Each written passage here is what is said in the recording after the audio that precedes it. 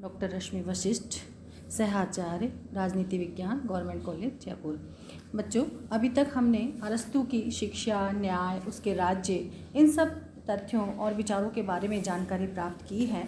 आज हम अरस्तू के एक नए विचार दास्ता संबंधी उसके सिद्धांत क्या हैं उनके बारे में जानेंगे तथा अरस्तू से पहले दास्ता का जो विचार है वो कैसा था, कहाँ कहाँ था और किस स्वरूप में था, इन सब के बारे में जानने का प्रयास करेंगे।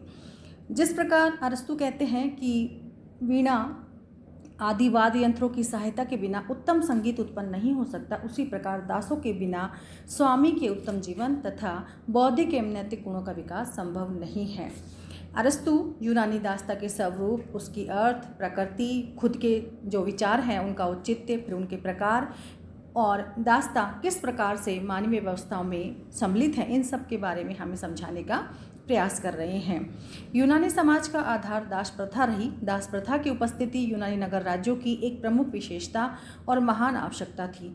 व्यक्तिगत आधार पर यूनानी लोग अनेक दासों के स्वामी होते थे। इन दासों की सहायता से वे जीवन की मूलभूत आवश्यकताओं, भोजन, वस्त्र आदि को जुटाने का प्रयत्न करते थे।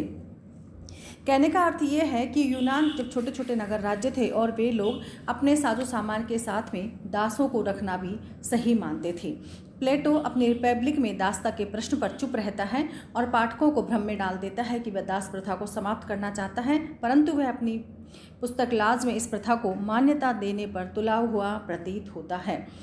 अरस्तू के युग में दास प्रथा के विरुद्ध एक भयंकर तूफान आया हुआ था, जिससे दास प्रथा पर आधारित यूनानी नगर राज्यों की सभ्यता के अस्तित्व की चुनौती उत्पन्न हो गई थी। अरस्तू वैज्ञानिक दृष्टिकोण और वैज्ञानिक अध्ययन का प्रवर्तक था, किंतु साथ ही एक व्यवहारिक बुद्धिजीवी भी था। यूनानी सभ्यता का अस्तित्व दास प्रथा के कारण संकट में पड़ सकता था। दासों का स्वामी होने के कारण उसने बौद्धिक आधार पर दास प्रथा के औचित्य का प्रतिपादन करने की ठान ली थी। यूनानी दास्ता का जो स्वरूप था वो ऐसा था कि परिवार में जैसे व्यक्ति रहते हैं, आपस में मिलजुल करके रहते हैं, उसी प्रकार से दास भी रहते थे और उनकी जो वेशभूषा थी, उनका जो खान पान था, वो परिवार में रहने वाले व्यक्तियों के समान ही माना जाता था। उसके साथ सामाजिक और कानूनी दृष्टि से असमानता का बर्ताव नहीं किया जाता था, बल्कि उन्हें परिवार का ही एक हिस्सा या एक अंग माना जाता था। डॉक्टर टेलर के अनुसार अरस्तू जिन दासों की चर्चा करता है वे पारिवारिक नौकर और छोटे छोटे व्यवसायों में मजदूरी करने वाले श्रमिक जैसे लोग हैं। यहाँ वह उन लोगों का नहीं मानता जो क्रूरता के और उत्पीड़न के शिकार थे। वो तो ऐसे व्यक्तियों को की चर्चा करता है जो गृह कार्य में दक्ष थे और सेवकों के समान अपने जो शासक थे या अपने जो स्वामी थे उनके साथ रहकर अपना जीवन यापन कर रहे थे। अरस्तू के अनुसार दास्ता का अर्थ एवं प्रकृति कि अरस्तू दास प्रथा पर अपने विश्लेषण में अरस्तू ने दास प्रथा के कार्य अर्थ को स्पष्ट करते हुए कहा है कि उसने दास की पारिवारिक संपत्ति का एक भाग माना है। उसके अनुसार जो स्वभाव है अपना नहीं लेकिन दूसरों का है, दास है। और जो दूसरे शब्दों में कहा जा सकता है कि दास वह है जिसका स्वयं का कोई व्यक्तित्व नहीं होता, यहाँ तक कि जिसका अपना मस्तिष्क भी नहीं होता है। संयोग से गृहस्थी बनती है और पूरी गृहस्थी में स्वतंत्र नागरिक भी होते हैं और दास भी। परिवार के प्रमुख अंग हैं स्वामी, सेवक, दास, पति, पत्नी, पिता, संतान आदि। संपत्ति अरस्तू दो प्रकार की मानता है, एक सजीव और निर्जीव। निर्जीव संपत्ति में मकान, खेत और दूसरी अचल संपत्ति आती है तथा सजीव संपत्ति में हाथी, घोड़े, अन्य पशु व दास जैसी चीज़ों को अरस्तू सम्मिलित करता है। अरस्तू के शब्दों में संपत्ति वास्तव में सजीव उपकरणों का समूह है, दास संपत्ति का एक सजीव उपकरण मात्र है। अरस्तू ने दास को मनुष्यों की श्रेणी में न रखकर उपकरणों की श्रेणी में रखा है। दास परिवार की संपत्ति है, उसका उपकरण है। दास महत्व परिवार के कारण है, उसके अलग रहने के कारण उनका कोई भी महत्व नहीं है। अरस्तू द्वारा प्रतिपादित दास्ता के जो अर्थ हैं, जो प्रकृति है, उससे ऐसा स्पष्ट होता है कि तीन बातें पता चलती हैं। जो व्यक्ति अपनी प्रकृति से स्वयं अपना नहीं बल्कि दूसरे का है, फिर भी मनुष्य है, वह स्वभावतः दास है। वह व्यक्ति जो मनुष्य होते हुए भी संपत्ति की एक वस्तु है और दूसरे के अधीन रहता है, वह दास है। संपत्ति की वस्तु जो कार्य का उपकरण है, जिसे संपत्ति के स्वामी से पृथक किया जा सकता है, वह दास है। अरस्तू ने लिखा है कि स्वामी अपने दास का स्वामी होता है, पर वह उसी का नहीं होता। इसके विपरीत दास न केवल अपने स्वामी का दास ही होता है बल्कि पूरा का पूरा उसी का होता है। अर्थात अरस्तू ये कहना चाहता है कि दास अपने स्वामी के लिए ही बना है और वह उसी के साथ रहना चाहिए।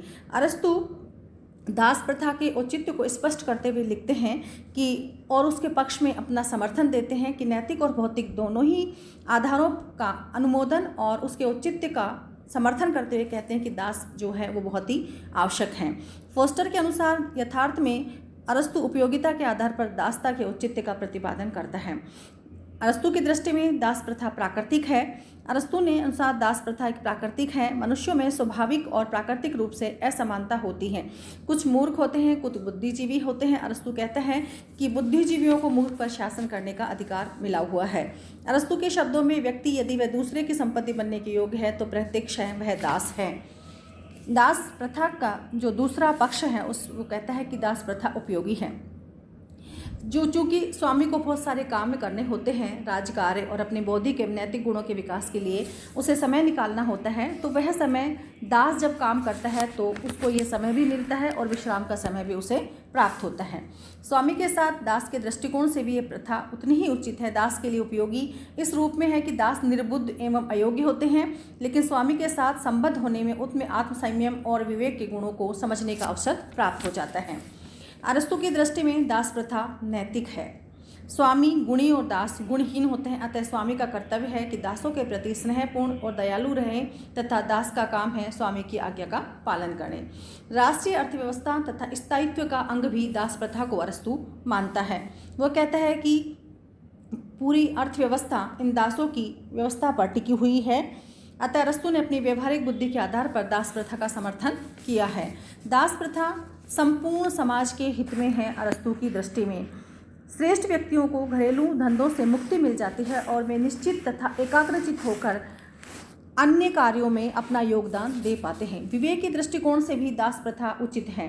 स्वामी और दास के आपसी संबंध बिल्कुल आत्मा और शरीर के समान है। जिस प्रकार आत्मा शरीर पर शासन करती है, उसी प्रकार दास पर स्वामी का शासन विवेकशील है। युद्ध का जो आधार है वो भी दास है, क्योंकि जो पराजित हो जाते हैं उनको दास बनाना अरस्तु की दृष्टि में उचित है। दासता के दो प्रकार अरस्तु हमें बताता है, एक स्वाभाविक दासता और एक वैधानिक दासता। कुछ व्यक्ति जो जन्म से मंदबुद्धि, अकुशल, अयोग्य होते हैं वे स्वाभाविक दास होते हैं।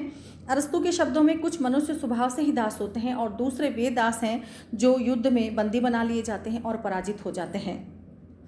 अरस्तु की दास प्रथा के बारे में जो प्रतिपादित जो मिन्न व्यवस्थाएं हैं उनके बारे में अरस्तु कहता है कि दास प्रथा प्राकृतिक है, न कि वंश परंपरा पर आधारित है।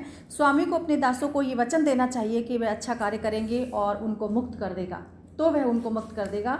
स्वामी को अपने दासों से केवल वही कार्य करवाने चाहिए जिसको करने में उनकी क्षमता हो। स्वामी का कर्तव्य है दास की भौतिक और शारीरिक सुविधाओं का ध्यान रखे। एक दृष्टि से वह केवल सेवक को ही दास बनाना चाहता है, उसकी दृष्टि से कि स्वामी का भी कर्तव्य है कि मानवीय व्यवहार करता हुआ वह उनका समर्थन करे, उनके साथ किसी प्रकार का गलत व्यवहार नहीं करे। अरस्तु के दासता संबंधी जो सिद्धांत उसकी बहुत ज़्यादा आलोचना की गई है, उसे गलत बताया गया है। अरस्तु द्वारा प्रतिपादित दासता का सिद्धांत स्वयं में अनेक त्रुटियों से भरा हुआ है। यहाँ अरस्तु दार्शनिक या वैज्ञानिक की भांति नहीं, यूनानी की भांति व्यवहार करता है। उसमें अपनी जाति का जो घमंड है वो यहाँ पर स्पष्ट दिखाई देता है। दास प्रथा अप्राकृतिक है। मानव समूह का विभाजन दो भागों में करना संभव नहीं हो सकता है। विभाजन सर्वमान्य दंड नहीं है और जो ये व्यवस्था है वो भी श्रेष्ठ नहीं कही जा सकती। अरस्तु संबंधी जो दासता के सिद्धांत हैं वो बहुत ज़्यादा विरोधाभासपूर्ण हैं। कहीं वो कहता है कि वह दासों को मुक्त कर देगा, एक और वह दासता को प्राकृतिक बताता है, दूसरी ओर कहता है कि दास को दासता से मुक्ति मिल सकती है, और साथ ही वह मानता है कि स्वामी का अस्तित्व दास पर आधारित कदापि नहीं है। जातीय अहंकार का प्रतीक है ये दास प्रथा, ऐसा प्रतीत होता है। यूनानियों के एकमात्र अपवाद को छोड़ समस्त मानव जाति को सदैव के लिए दासता का अभिशप्त कर दिया गया है। उद्देश्य जो है दासता का वो ये है कि अच्छाई को प्राप्त करने की क्षमता व्यक्ति में छिपी हुई होती है और उसे अन्य तरीके से भी अच्छी तरीके से और व्यवहारिक बनाया जा सकता है। दास प्रथा बिल्कुल अव्यवहारिक है। किसी भी व्यक्ति को दास नहीं बनाया जाना चाहिए। अवकाश का बहाना बनाकर दास प्रथा को न्यायोचित नहीं कहा जा सकता है। दास प्रथा की जो अवधारणा है वो किसी भी दृष्टि से न्यायोचित नहीं है। यह सिद्धांत अलोकतांत्रिक है, अतार्किक सिद्धांत है ये। अरस्तु का यह कहना कि दास एवं स्वामी के संबंध मित्रतापूर्ण होने चाहिए, किंतु वह भूल जाता है कि मित्रता सामान्यतः समान स्थिति वाले व्यक्तियों में होती है। असमान स्थितियों वालों में समानता या सिद्धांत या जो चीज़ पाई जाती है मित्रता नहीं पाई जाती है। यह सिद्धांत अवैज्ञानिक है और अमनोवैज्ञानिक है, क्योंकि किसी भी व्यक्ति के व्यक्तित्व पर अधिकार कर लेना और उसे दास बना लेना किसी भी दृष्टि में श्रेष्ठ नहीं कहा जा सकता है। संक्षेप में कहा जा सकता है कि दासता विषयक अरस्तु के विचार अत्यंत अवैज्ञानिक, असंगत, अग्राह्य और मानवता विरोधी हैं। मैक्सी ने तो दास प्रथा के विवरण के कारण अरस्तु की पुस्तक पॉलिटिक्स को अवैध घोषित करने की सिफारिश की है। अरस्तु की ये समस्त विचारधाराएं जो हैं वो जाति अहंकार से ओतप्रोत हैं। इसके ज़्यादा ये जो दास प्रथा की प्रथा है वो कुछ और नहीं है।